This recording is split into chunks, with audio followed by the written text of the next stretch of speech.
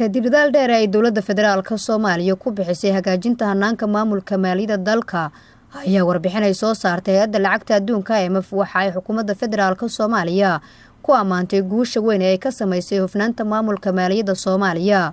hay'adda lacagta adduunka IMF ayaa soo dhaweysay dadaalka dowladda federaalka Soomaaliya ee wax looga qabanayo siyaasad ahaan iyo isbeddelka barnaamijyada horumarineed ee lagu kobcinayo dhaqaalaha dalka iyo kuwa lagula dagaalamayo musuqmaasuqa.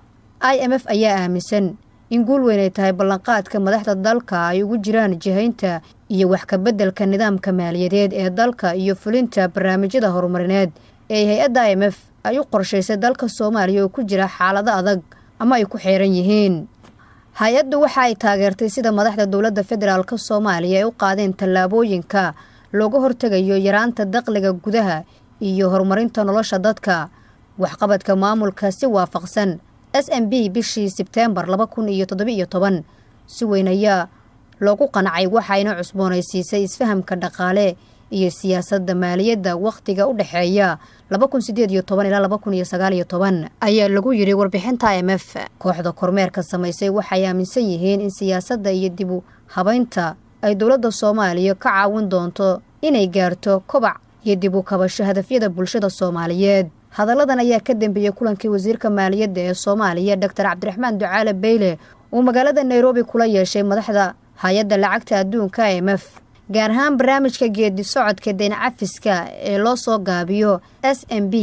ra'iisul wasaaraha xukuumadda federaalka Soomaaliya Mudane Xasan Cali Khayre ayaa isla maanta waxa uu kulan dhiirigelin dardaaran u la qaatay mas'uuliyiinta sarsare ee wasaaradda maaliyadda waxaana ku booriyay inay u taalo shaqo ka badan guusha lagu tilmaamay warbixinta IMF taa oo ay saldhig u tahay xaqiijinta hanaanka maamulka maaliyadda iyo kobaca dhaqaalaha si dalkeenu u gaaro in laga cafiyo deymaha lagu leeyahay oo ay ku xiran tahay shuruud ah in Soomaaliya la timaado hufnaan maamulka maaliyadda la xiriirta.